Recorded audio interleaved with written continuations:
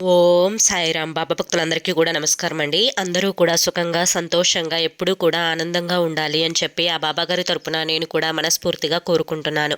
ఈరోజు బాబాగారు అందించే సందేశం ఏంటి అంటే కనుక, తల్లి ఇది నీ పేగు బంధం, వింటే గుండె పగిలిపోతుంది. తట్టుకొని నిలబడగలిగే ధైర్యం నీకు ఉందా? అయితే నువ్వు వెంటనే తెలుసుకోవాలి. ధైర్యం లేదు కదా అని చెప్పి నిర్లక్ష్యం మాత్రం చేయకు అని చెప్పి ఏదో తెలియని సందేశంతో బాబాగారు మన ముందుకు వచ్చారండి. మరి ఆ సందేశం ఏంటో తెలుసుకునే ముందు చాలామంది కూడా చెప్పుకోలేనటువంటి సమస్యలతోటి సతమతమైపోతూ వాటిని ఎలా తీర్చుకోవాలో తెలియక ఇబ్బంది పడిపోతూ ఉంటున్నారు. అటువంటి వారి కోసం శ్రీ షిరిడి సాయిబాబా ఆశీస్సులతో జ్యోతిష్యం చెప్పబడును గురూజీ శివరామరాజు గారు.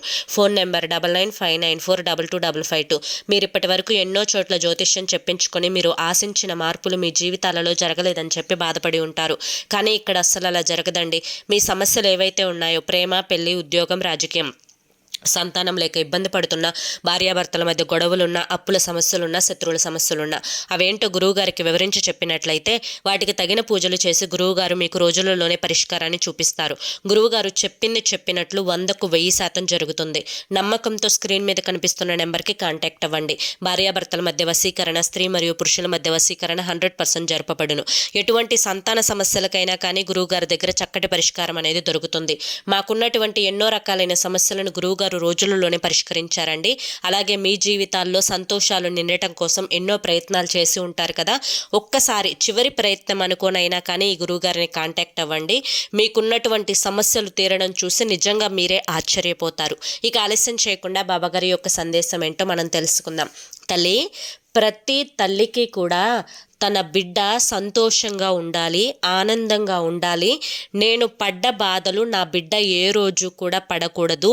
నేను అనుభవించిన కష్టాలు, నాకు ఎదురైనటువంటి సమస్యలు, నేను ఏవైతే ఫేస్ చేశానో అవి నా బిడ్డ ఎప్పుడూ కూడా పడకూడదు.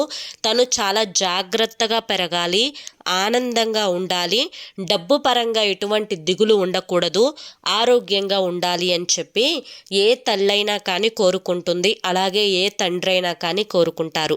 అయితే ఈరోజు నీ పేగు బంధం గురించి నువ్వు నమ్మలేనటువంటి ఒక రహస్యాన్ని చెప్తాను. ఈ రహస్యం విన్న తర్వాత నువ్వు భయపడవద్దు. ఎందుకంటే ఇది ప్రస్తుతం ప్రతి ఒక్క తల్లిదండ్రుల జీవితంలో తమ బిడ్డల విషయంలో జరుగుతున్నటువంటి సంఘటనే. కానీ ఇది పెరిగి పెరిగి పెద్దదవ్వకూడదు అన్న ఉద్దేశంతో నేను నీకు ముందుగానే తెలియపరుస్తున్నాను. ఎందుకంటే నువ్వు పెరిగిన వాతావరణం వేరు, నీ బిడ్డలు పెరుగుతున్నటువంటి వాతావరణం వేరు. అలాగే నువ్వు పెరిగినప్పుడు ఇంత టెక్నాలజీ, అలాగే ఇంత మొబైల్ వాడకం ఇది ఏది కూడా లేదు.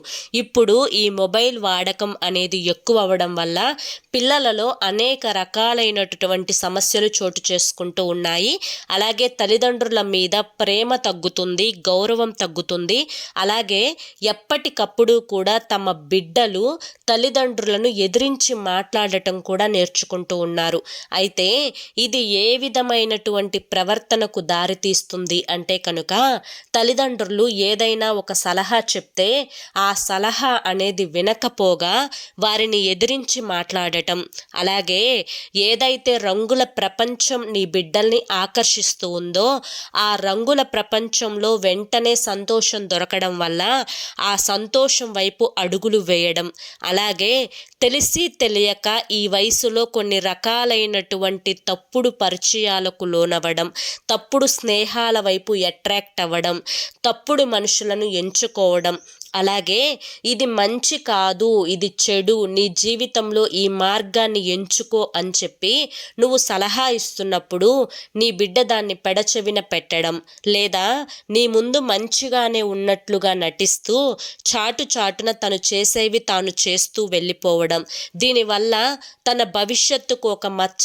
ఏర్పడడం, లేదా తన భవిష్యత్తు పూర్తిగా నాశనం అవ్వడం, ఇటువంటివన్నీ కూడా జరిగే ప్రమాదాలు అనేవి ఇప్పటి రోజుల్లో చాలా చాలామంది తల్లిదండ్రులకు ముందు జాగ్రత్తగా ఈ ప్రమాదాలు జరగకూడదు అన్న ఉద్దేశంతో నేను హెచ్చరిస్తున్నాను. అయితే ఇదంతా అరికట్టడం కోసం నువ్వు చేయవలసిన పనులు కొన్ని. అవేంటి అనేది చెప్తాను, జాగ్రత్తగా విను.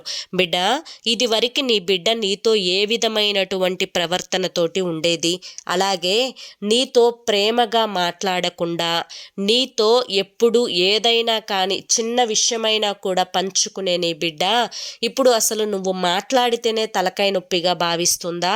లేదంటే తనతోటి ఉన్నటువంటి రహస్యాలను తన స్నేహితులతోటి ఎక్కువ సమయం గడుపుతూ వారితో చెప్పడానికి ఇష్టపడుతూ ఏంటి అని చెప్పి నువ్వు ప్రశ్నించినప్పుడు ఏమీ లేదులే అని చెప్పి నీ మీద అరుస్తూ ఎగిరెగిరి పడుతూ ఉందా?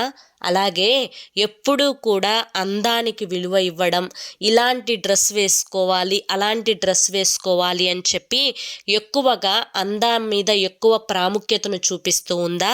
చదువు మీద శ్రద్ధ తగ్గిందా? అలాగే చుట్టుపక్కల బంధువులతో సమయాన్ని ఎక్కువగా గడపకుండా తను ఒంటరితనంగా ఎప్పుడూ కూర్చోవడానికి ఇష్టపడుతూ ఉందా?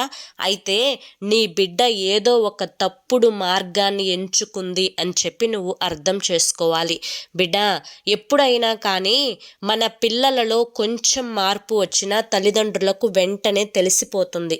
కాబట్టి ఆ యొక్క మార్పుని నువ్వు వెంటనే గమనించి ఇప్పుడే దానికి అడ్డుకట్ట వేసే ప్రయత్నం చేయి. ఎందుకంటే ఈ మార్పు వల్ల అనేక రకాలైనటువంటి పరిణామాలు ఎదురయ్యే అవకాశం ఉంది. కాబట్టి నీ బిడ్డ ఎంచుకున్నటువంటి మార్గం సరైనది కాదు అని చెప్పి తనకి ప్రాక్టికల్గా తెలియపరిచే ప్రయత్నం చేయి. అలాగే సమాజంలో జరుగుతున్నటువంటి మంచి చెడు తనకి అర్థమయ్యే రీతిలో ఒక సున్నితమైన భావనతో తనకు చెప్పే ప్రయత్నం చేయి.